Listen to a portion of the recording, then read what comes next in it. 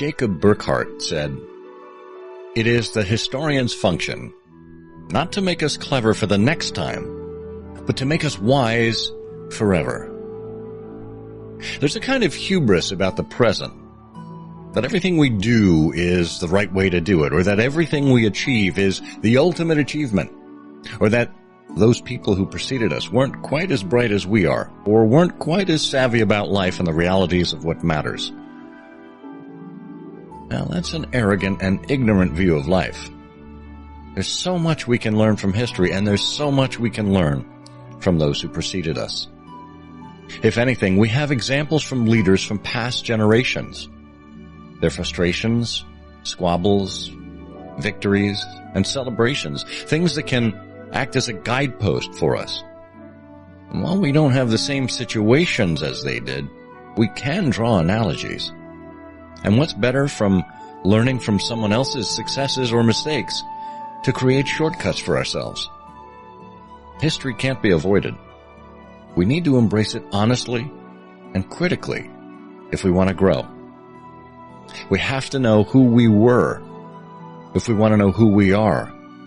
And from there, we can forge a path for who we want to become.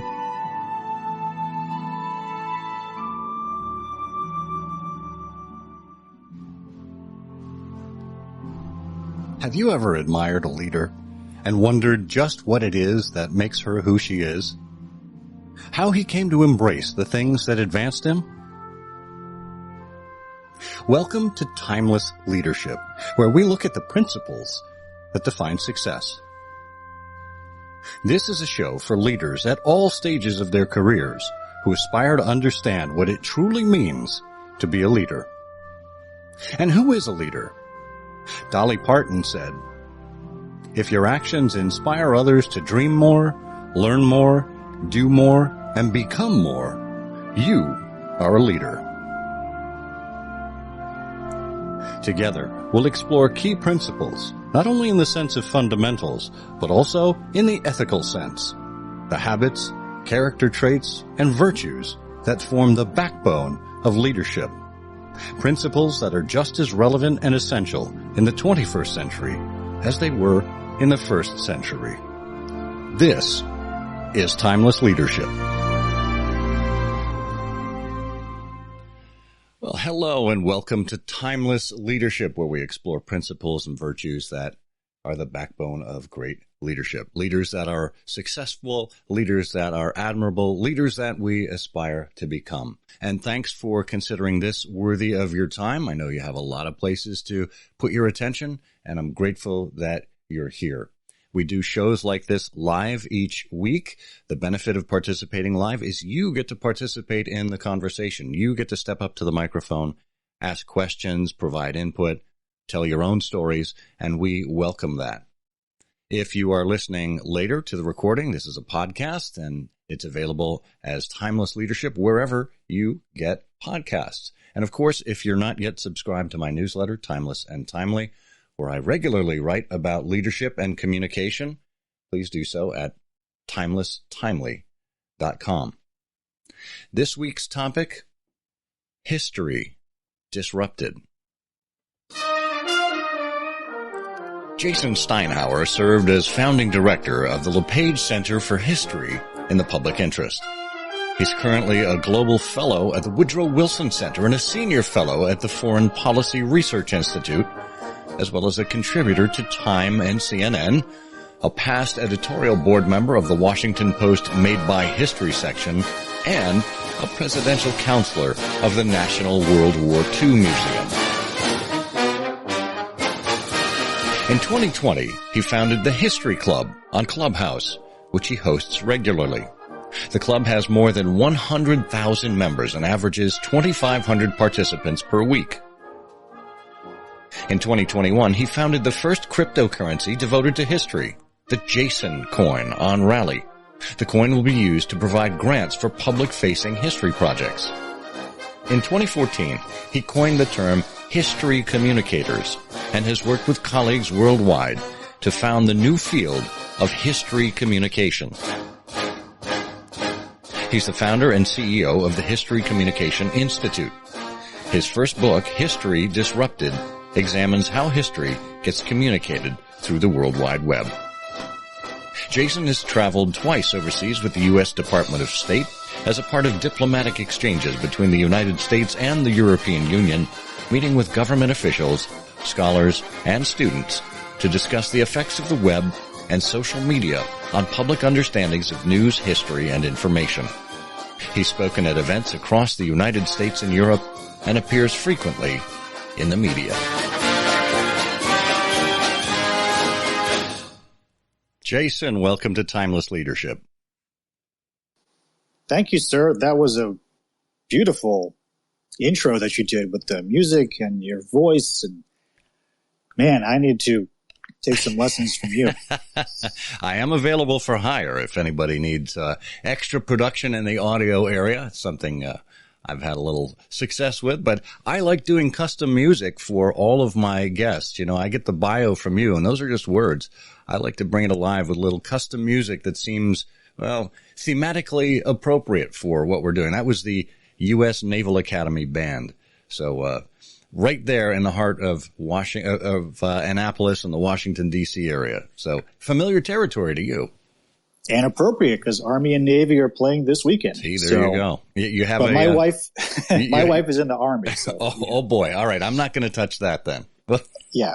We have to, when she was going through training, she had to learn the Army fight song and make sure that she sang it, right words, right melody, right emphasis on certain parts of the song. So, we're Army people in this household. Excellent. Well, they don't kid around. So tell me, Jason, when did you first become interested in history? I have always been, in the sense that I don't remember a time where I wasn't. And I've talked about this in other places, but my grandparents on my mother's side were Holocaust survivors. And I sort of always knew that as a kid. I don't remember being told that. I don't remember a sit-down conversation where that happened. It just was something I always knew. And so I always carried that weight with me. I always felt that sense of history and also responsibility throughout my life, throughout my education, throughout my personal life. And so I think history has kind of always been a part of me. And I've said this in other places as well. When I was young, I also, I'm a creative guy. And when I was young, I also used to make museum exhibits in my parents' basement growing up. So I'd take my action figures and, all the stuff we had laying around, and I'd make these little dioramas and little displays. I'd put artifact labels and exhibit text around it, and my parents would come down and take a look. So I've always kind of felt the weight and responsibility of history. At the same time, I've always looked for creative ways to express historical knowledge. And I think that's kind of been my career. That's amazing. I could go down so many avenues there. I was a diorama kid myself. I loved making dioramas. They were just the ability to kind of capture a moment, whether it's from a book or from history, and to freeze it in three-dimensional in a three-dimensional way. And what does it do? It tells a story, right? And that's, to me, what history is. It's a series of stories. And anybody who's interested in history, I find, or who's good at history, is a natural storyteller. And you, as a history communicator, and I want to explore that in a little bit as well. I have to imagine you were exposed to a lot of stories growing up, probably from your grandparents, from your parents as well. Can you talk a little bit about the role of storytelling in your life and in your career? It is very interesting you bring this up. And I say that because I actually have a whole chapter in my book about what I call the storytelling past.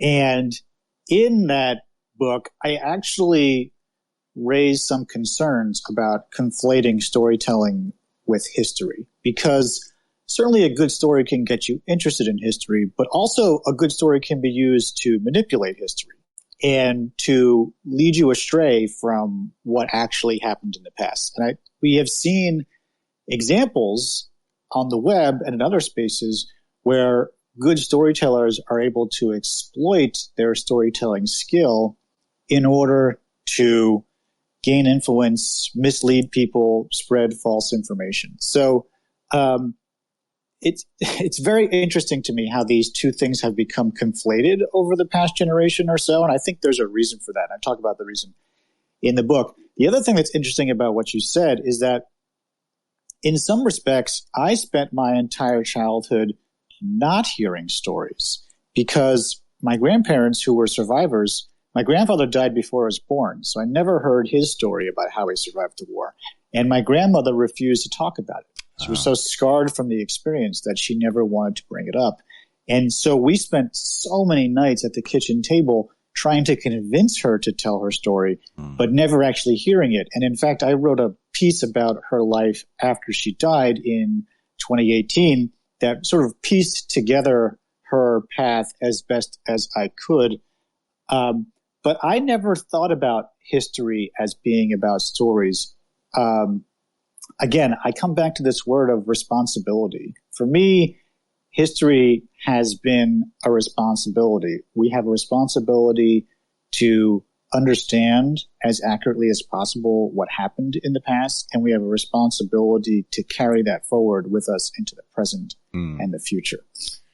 Yeah, and you know, it's interesting because I think now in particular you're seeing a lot of voices that are critical of re-examining our past. You know, take Christopher Columbus as kind of the lightning rod of the fourth quarter, as it were. You know, every time Columbus Day rolls around, now we're having discussions about indigenous people and his impact on societies, as well as his roots as an explorer, because the stories that we were told about Christopher Columbus when we were young or when our parents were young are vastly different than what has since been uncovered due to historical research. So how do we grapple with the ever-changing nature of history when it comes to helping ourselves understand who we were and who we are? I think one of the revision, and we actually tackled this at the LePage Center when I was the founding director. Revision is essential to history because we are always learning more about what happened in the past. We're always discovering new sources. We're always finding new voices. And so to take your example of Columbus, our understanding of Columbus has been revised over time. And it's not like that's a new phenomenon. We did an event on Clubhouse in 2020 about Columbus Day, and we traced all the way back to 1792. Columbus has been appropriated and reappropriated and misappropriated in so many different contexts, you know, whether it be by Italian-American immigrants who were looking to Americanize and wanted to hold up Columbus as sort of an example of how Italian-Americans had contributed to American heritage, to, as you say, indigenous groups who have protested the celebrations of Columbus and said, this man opened the floodgate for our genocides, and this is not a person or a thing that we should celebrate. So history is this ongoing contestation and battlefield for interpretation, argument, new evidence, new voices, new perspectives. And that's why it's really difficult. That's why it's really hard. And it's why we need to be having continual conversations about it. But I do think it's important to sort of recognize that the contestation over Columbus is not a new phenomenon. And you were talking about sort of our parents' generation too. So for me, my parents' generation, baby boomers, you know, came of age in the 60s. Well, one of the leading voices in rethinking and revising our understanding of Columbus was Howard Zinn, and he was publishing in the 1960s, 1970s, and of course, People's History of the United States comes out in 1980, which has a whole chapter on the Arawaks and the clash of civilizations between Columbus and the indigenous populations here. So even in our parents' generation, there were revisions about Columbus going on, and we're just continuing those conversations today. Yeah, that's interesting. It's kind of a constant through line that nobody realizes. We look back to previous generations and we kind of sugarcoat it or put nostalgia around it or think things were fixed in a certain way. And they really never are. I'm reminded of a fantastic quote from Lewis Lapham from Lapham's Quarterly, one of my favorite subscriptions. They look at historical, artistic, and literary records to offer context to the more urgent issues that we're looking at today. And Lapham, I don't remember in which issue he wrote it, but he wrote, "The recorded past is a spiked cannon. The remembered past is live ammunition. Not what happened 200 or 2,000 years ago. A story about what happened 200 or 2,000 years ago. The stories change with circumstance and the sight lines available to the tellers of the tale. Every generation rearranges the furniture of the past to suit the comfort and convenience of its anxious present." What do you make of that? It's a cool quote. I wasn't familiar with it, so I got to go back and look that up. Thank you. I will send it to you afterwards. You don't have to work so hard. Thank you. I appreciate that. Yeah, I think this is one of the things I talk about in my book, how information about the past has been mobilized and in some cases weaponized online in order to advance particular agendas. And to the point of your quotation, that's not necessarily a new phenomenon. There's a great book by Margaret Macmillan, which of course I'm forgetting the name of at the moment, but I can tweet it out later, that goes into all the various ways in the 20th century that political leaders or other groups appropriated or misappropriated information about the past to advance particular agendas. So, I'm sort of continuing that tradition in some ways by looking about how it happens on the internet and the web. For me, part of the motivation for writing the book was to reinforce that point that was surfaced in your quotation about rearranging the furniture, but also B, because I feel like we have a responsibility as consumers of information online to be more savvy and be more literate about the information that we're receiving and understanding where it's coming from, why we're seeing certain pieces of information and why we're not seeing other pieces of information, and what agendas are at work behind the scenes and what money and resources are at work behind the scenes, pushing certain information about the past in front of our eyes and keeping us from seeing others. And so I think it's not only about this philosophical rumination about the past and how it gets reconfigured. It has very real world practical consequences for us in the moment and in the now. And it starts with media literacy, historical literacy, and being savvier consumers of information online, which can be applied to lots of disciplines. But for me, in this case, is being applied to historical information. Yeah. Yeah. If you're just joining us, we're talking with Jason Steinhauer from the History Club newsletter and the author of History Disrupted, How Social Media and the World Wide Web Changed the Past. Jason, it seems like there's... I hope I didn't lose connection. Can you hear me? I can hear you. Can you hear me? I'm still here. Jason?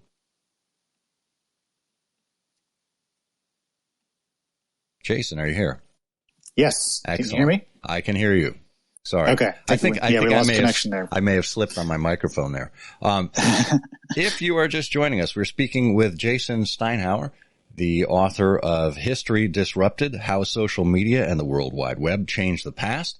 He also writes the History Club newsletter on Substack. Check that out.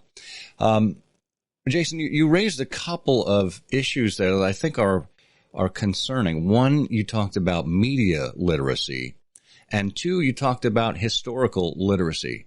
These are two parallel things that even by themselves in some ways seem insurmountable, either because people are disinterested in history, people take the easy route when it comes to getting information on the web and don't do their research. They seem to like to find things that align with their biases or their beliefs.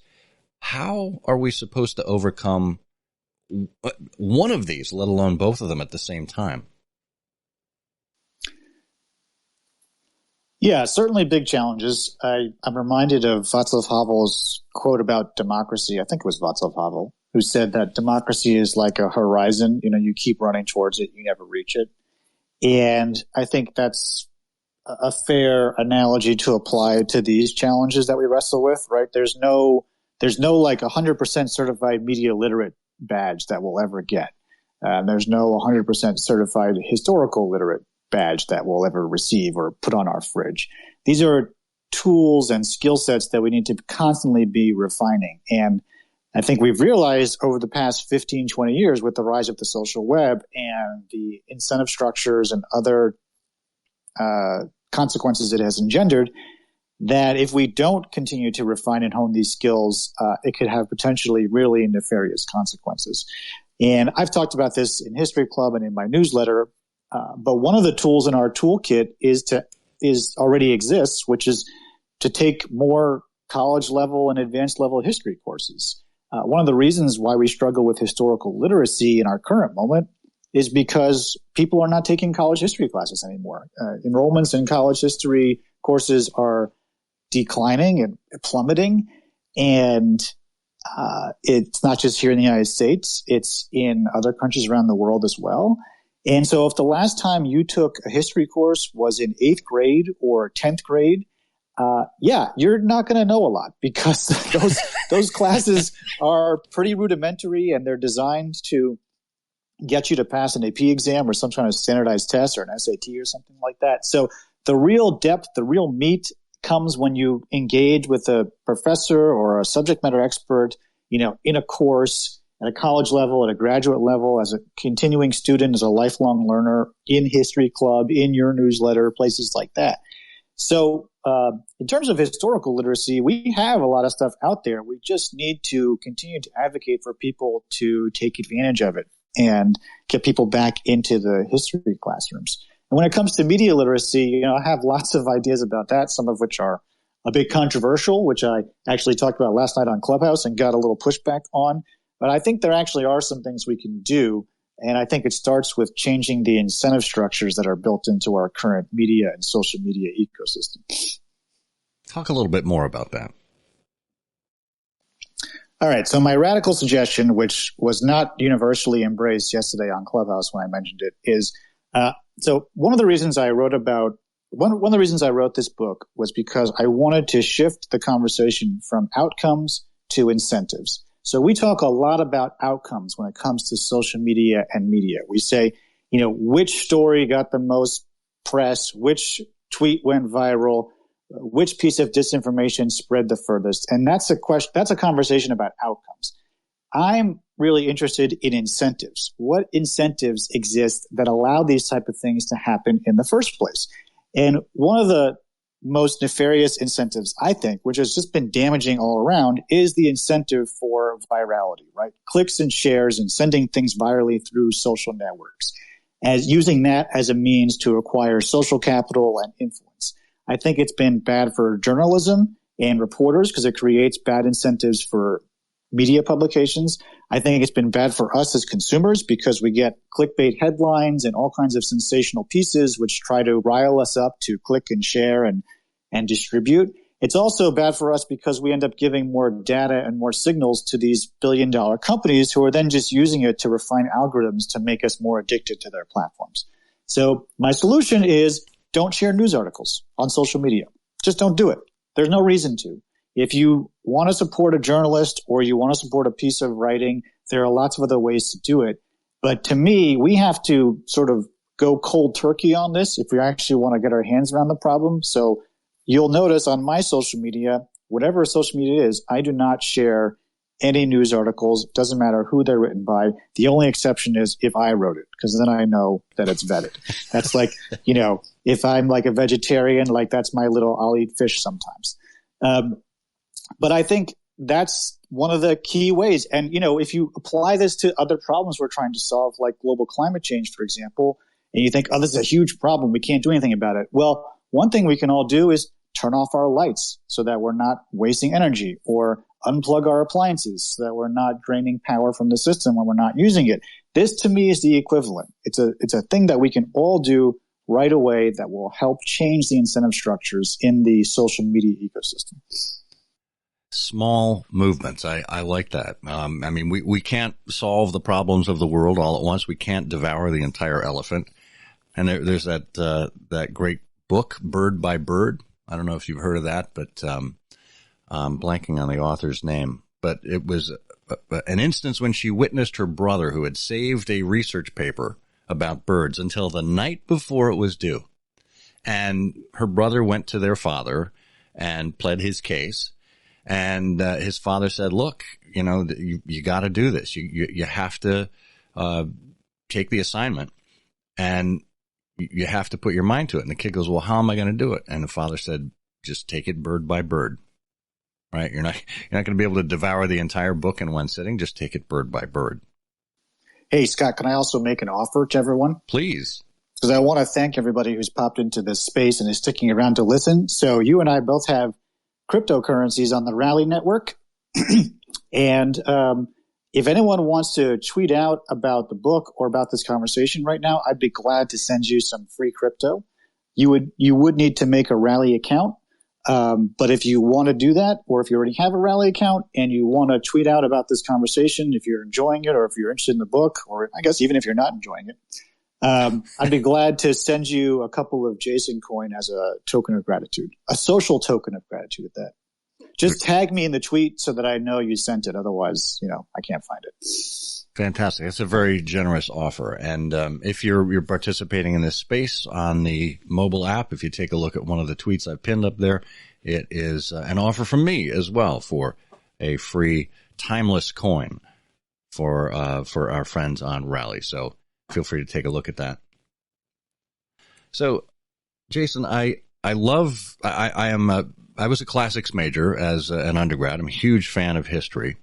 I love what you've said about encouraging more people to take history classes at the college level. What about people who don't go to college? We look at so many of the misinformed or uninformed people who are getting their news and their information primarily from the internet.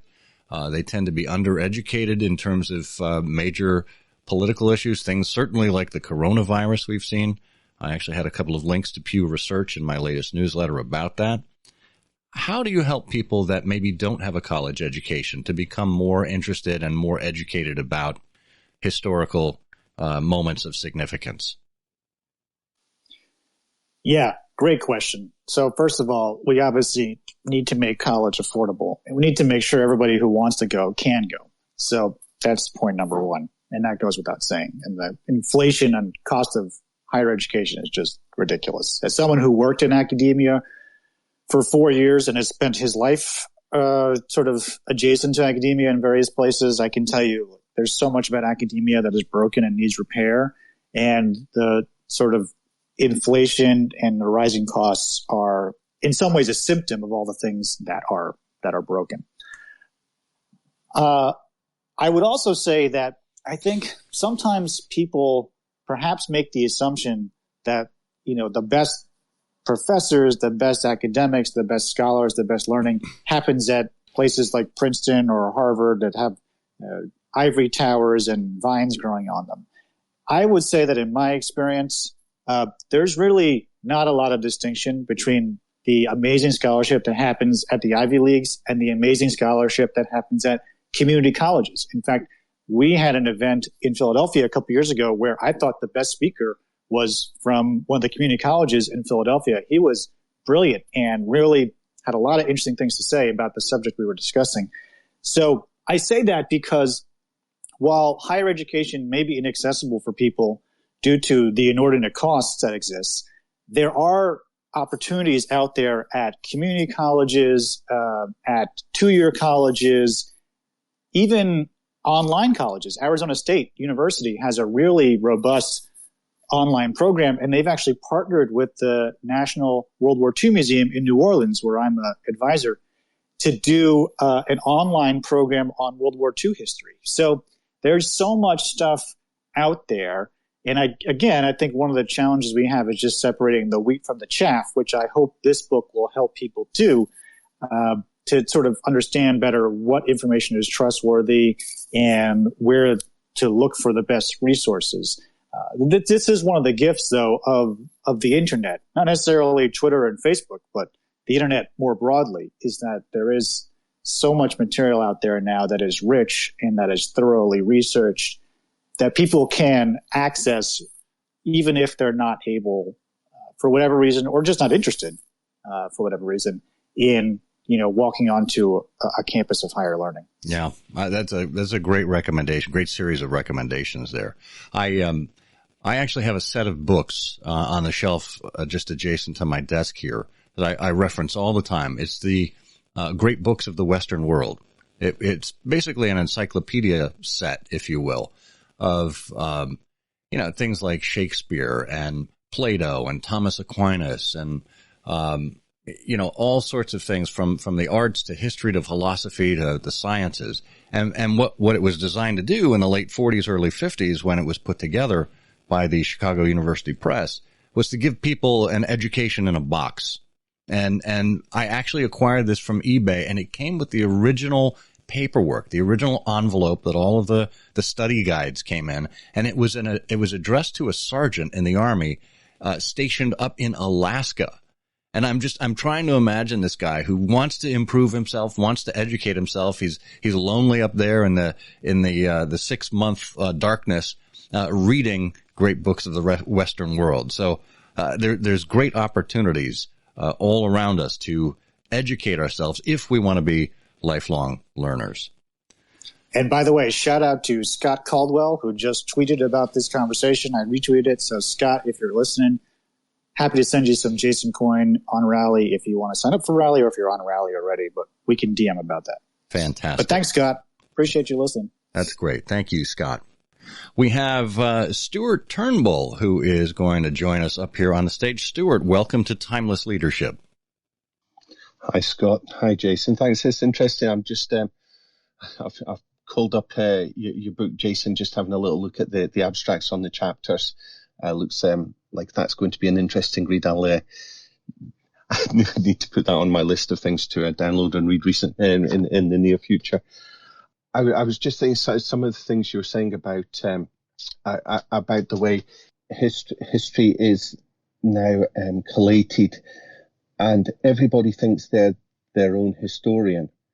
And actually, it's not necessarily just enough to know about something, but you also need the context. And that's what good history does, doesn't it? It gives us the context. So it's not just the Allies won World War II, but what was the context of that? What things helped to win? And I use World War II because, of course, growing up, it was one of the major events of the 20th century, and it dominated history, certainly at school. But then the idea that the history is collated in a certain way also becomes negative, because in Britain, Britain has a British rosy glow view of the British Empire, in much the way that America has a rosy glow view of America's history. And although you get the high points, it tends to either completely avoid or skip over crucial points that portray things in a less favorable light. And it's just interesting, the idea of everybody being their own historian, despite the fact that, as you were saying, fewer people are actually putting in the legwork to learn how to learn about history or how to pass history, is quite an interesting thought. Yeah, thank you for that, Stuart. So, Jason, what do you say to that, to Stuart's discussion about armchair historians and this kind of whitewashed view of history that we arrive at so frequently?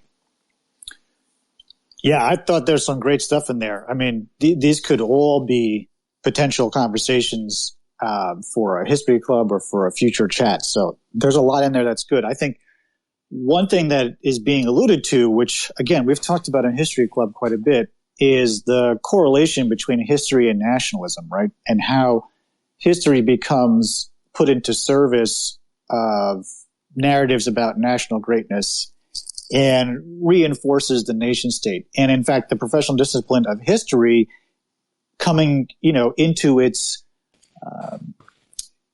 sort of codification as a discipline, as a field, happens in the 19th century and sort of in parallel with the rise of nationalism. And that's not a coincidence.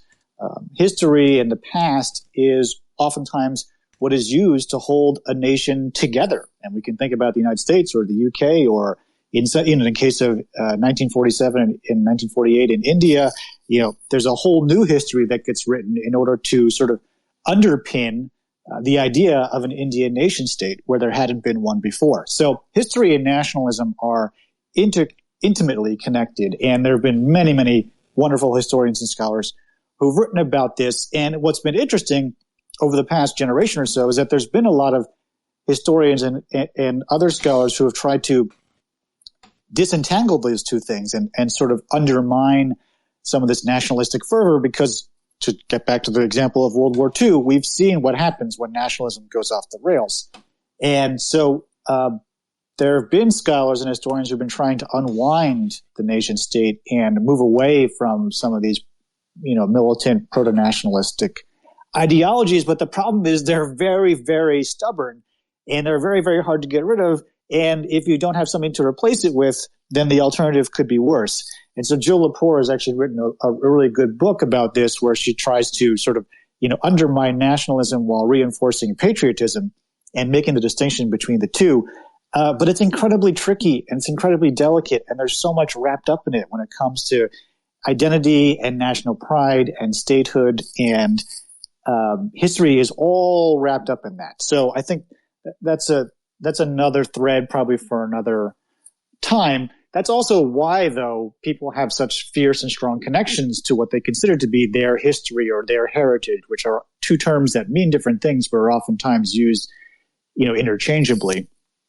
It's because it's so wrapped up in these ideas of national greatness, national identity, ethnic identity, differentiation between one group and another. And again, we only have to look back to the 20th century and even, right now in the 21st century to see where those dangers lie and where that can be very perilous. Yet it still remains a very powerful animator of human action and interaction. Yeah, and it doesn't help, does it, that the media continues to portray sides as if you are at a sporting event. And you've chosen sides, and you've got your team, and you dig in, and one team wins and the other team loses. Well, in a liberal democracy, you hope that everyone is being pulled along, all of society, not just one faction over another. And that, I think, gets conflated with wars. You're cheering for the good guys versus the bad guys, and whether you view yourself as the good guy or the bad guy depends on, again, on your perspective. And all of this stuff is being conflated. By the way, we just got an awesome tweet from Bob DePasquale. I hope I'm saying that right, Bob DePasquale. So thank you, Bob. Love to send you some Jason coin if you're on Rally or if you want to sign up for it. And I got to keep track of all the people I need to send Jason coin to. So, and Stuart just tweeted as well. Awesome. This is great. Fantastic. So, more Jason coin being sent out. I have to get your Rally IDs from you all so that I can do this. I don't have Bonfire yet. Scott's got all the stuff tricked out. He's totally ahead of the game. I am totally behind the game. So I still need to get some stuff sorted. So I have to do this manually. So I will do it after we finish. As a true historian, Jason, you're living in the past, right? No. You're getting there. You're getting there. This is great. I feel like there's a Big Lebowski reference there. Yeah, somewhere. I need to refresh myself on that one. Well, if you are just joining us, we're here with Jason Steinhauer, who writes the History Club newsletter and has written the book History Disrupted: How Social Media and the World Wide Web Changed the Past. Next up on the stage, we have the Manic Pixie Weirdo podcast. That's a mouthful. Hey, welcome to Timeless Leadership. Hi, thank you so much for letting me speak. So you mentioned something about the great books of the Western world. I'm currently working my way through the great books of the Western world, but what I found is I would like to know if there's a similar list that has been compiled for great books of the Eastern world. Is there any list that anybody knows about? That is a great suggestion. And I know there was a journalist who, maybe about 20 years ago, audited a course on, it was either on Western civilization or great books of the Western world at Columbia University. And they were having discussions about what some of the other books that ought to be included in the canon of great books were. And some of them were from Africa, were from Asia, India, etc., taking into account a lot of different cultures that we ought to be aware of, particularly in this global time. And I'm going to root around while I let Jason talk a little bit and see if I can find the title of that book, because it might provide you with a little bit of insight as to what some of those books were recommended. I don't have a list myself, but I can certainly get you the title of that book. What do you think, Jason? I can recommend authors, and I think if I recommend a few authors, that will lead you to some really good books.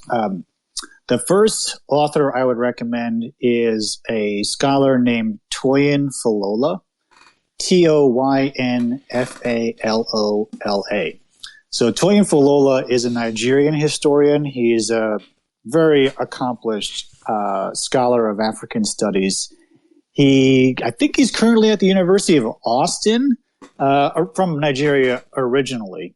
And he is considered by many Africanists and African historians to be sort of one of the top guys out there. So I think if you engage with some of Toyin Falola's scholarship, you will not be disappointed, and it will give you very interesting insight into certainly Nigerian history, but also, certain other areas of West Africa, Central Africa that he covers. The next recommendation I can make, and I just want to make sure I'm spelling the names right, which is why I'm also putting them into Google real quick, is Romula Thoughtbar. So Romula Thoughtbar, Romula Thougbar. She is an Indian historian, and she has done so much work over her long and distinguished career on Indian nationalism and the formation of the Indian state, particularly, in the 1940s, 1950s. And she's also done stuff on ancient India. I mean, she's a legend in her own right and a powerhouse. And again, if you're looking for an introduction into that region of the world, South Asian history, she's a great place to start. And the last one, which I know I'm going to not get the name exactly right, which I apologize for, is Yi Yinxi, who is a Chinese historian. Again, brilliant. I believe he's at Princeton, but I might be mistaken about that. He's Chinese born, of course, but yes, he is at Princeton according to the website I just found. Does a lot of stuff on Chinese history and Chinese philosophy, also does stuff on Chinese nationalism and the Communist Party. So I would start with those. And what's great about all scholarship is the footnotes can point you in any number of directions from there. So read their books and then look at the notes section to see what scholars they're citing and what books they've relied on, and that will open up a whole universe of other things you can study. Thank you so much. That's fantastic. Thank you for that, Jason. And thank you. I want to make sure I get this right. Manic Pixie Weirdo Podcast. That is the best handle ever.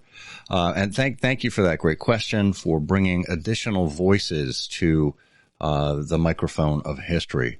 Jason, I've got a request from one of our listeners, from Rose, who wants to know if you could share links to some of these historians that you've just mentioned. I tweeted one out as an addendum to one of the threads I had.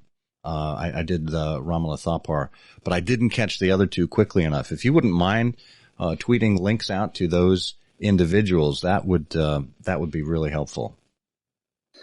Well, this This assumes that I'm smart enough to tweet and talk at the same time. So, well, I'll tell you what. If somebody else wants to come up to the microphone and relieve Jason of the need to speak for just a few seconds, I can certainly do my patter up here.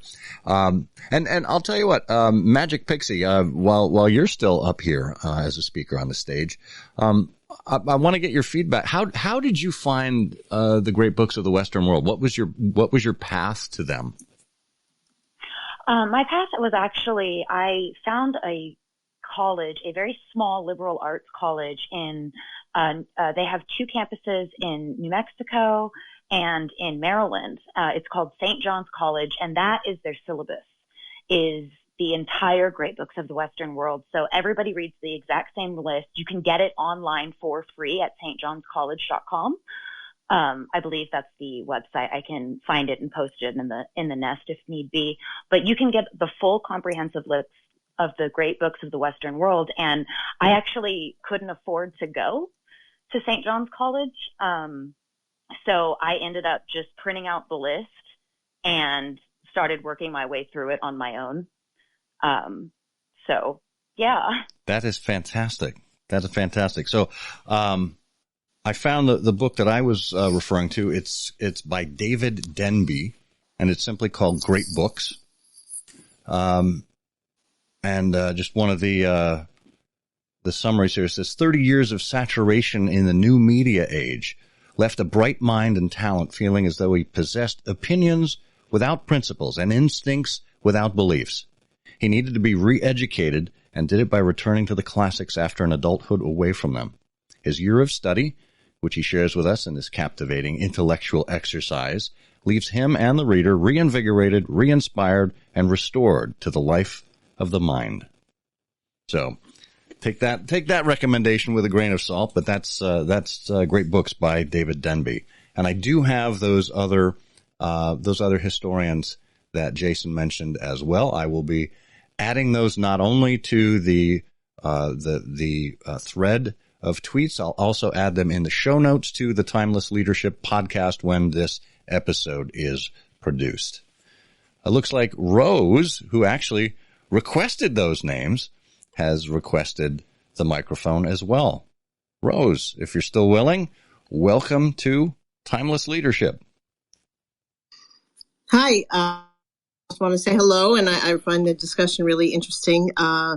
I fortunately in college did take an honors, a curriculum in the history of the, Western world. We started with the Bible and Plato and Aristotle and worked our way up to Nietzsche, and I guess maybe we stopped around the 20th century. I guess though, as I've, gotten older, I would love to see the kinds of things that Pixie was talking about,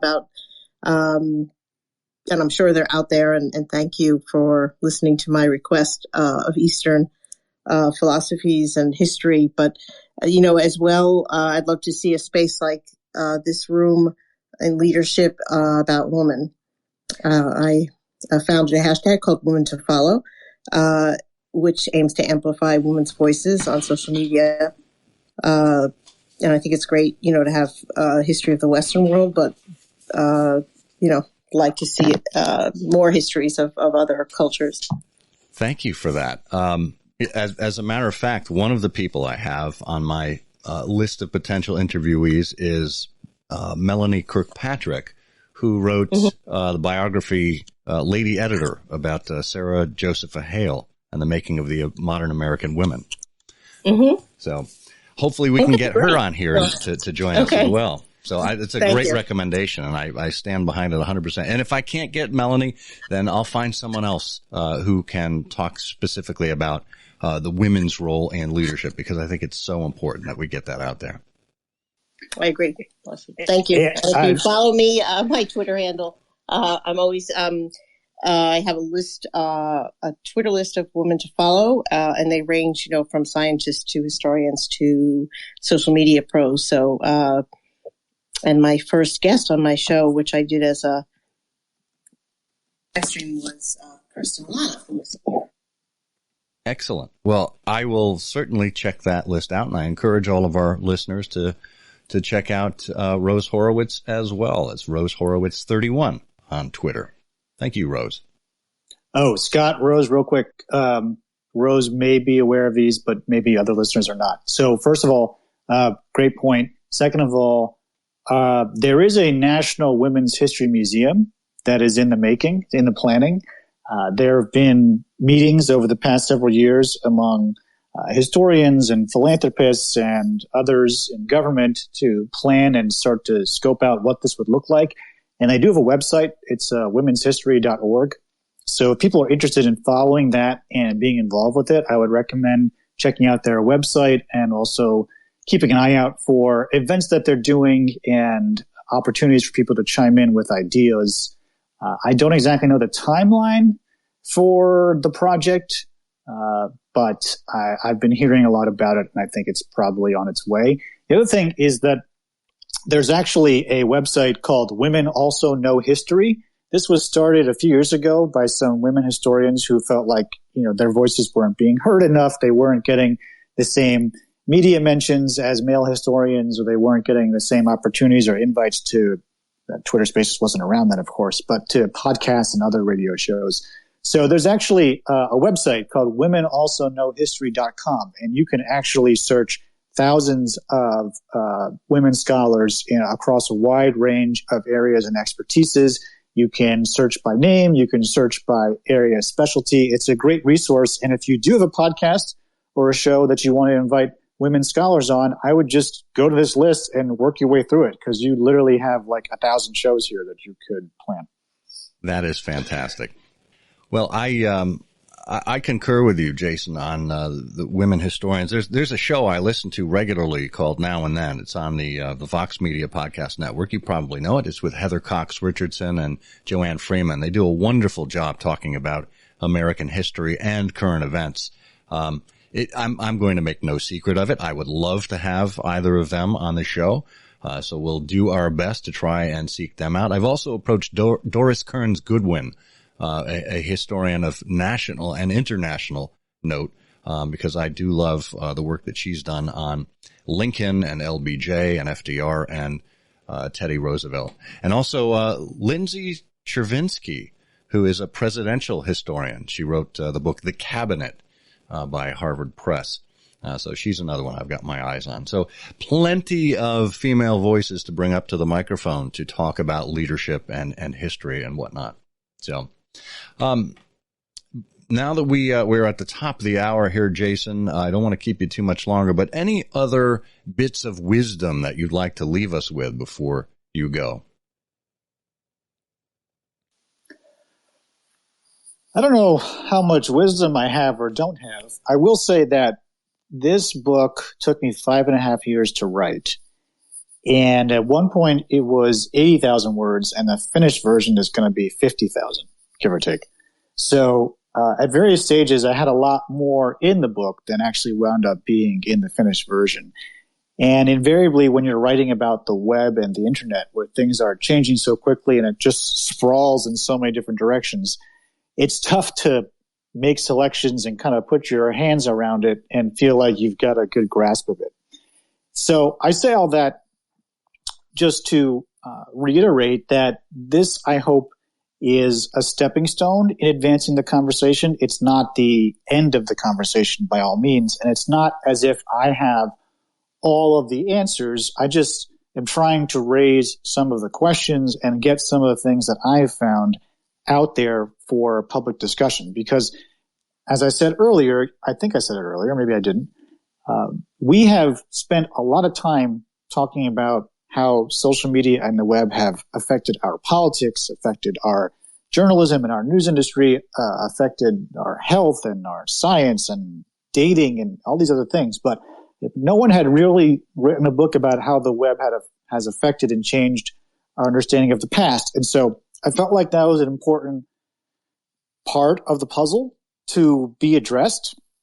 And I've tried to do that here with this book, but there's so much more that's not in the book that we should be talking about. So whether it's here on Twitter Spaces or on Clubhouse or doing events or podcasts, I hope we can continue this conversation and become a little bit more historically literate, media literate, critical thinking about the histories we're encountering online and why we're encountering them. The other thing I'll just add quickly is that at the end of the book, I kind of talk about how we build different incentives into the next iteration of the web.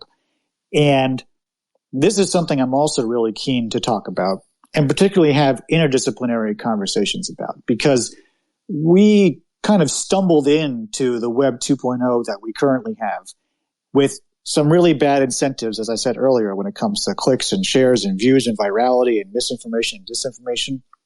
So now that Web 3 is here with crypto and NFTs and blockchain and metaverse and everything else, we have an opportunity much earlier on to build in better incentives and be much more thoughtful about how we design these systems. And I worry that we're not learning from history, to take the theme of this podcast, and doing that. So we need more scholars and historians and tech people and everybody in this space to be in conversation with each other and think through this with a little more thoroughness than we did 20 years ago when we launched Web 2.0. That's a great reminder, Jason. Even our current or most recent history is as important to understand as the long ago forgotten history. These are the ways that we avoid making the same mistakes or similar mistakes over and over again. Well, Jason Steinhauer, author of History Disrupted: How Social Media and the World Wide Web Changed the Past, thank you so much for joining us here on Timeless Leadership. Thank you, my friend, for the invitation, and thanks to Twitter Spaces for giving us the platform to do this on, and thanks to everyone who popped in and said hi and asked questions and tweeted. And for those of you who I owe Jason Coin to, I will send you a message to get your rally ID.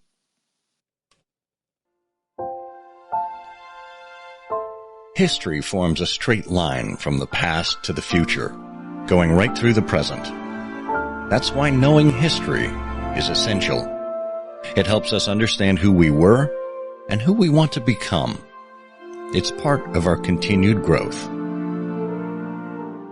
Thank you for joining us and for being an advocate of timeless and principled leadership, whenever and wherever you find it. I'm Scott Monty. Until next time, may you dream more, learn more, do more, and become more, for you are a leader.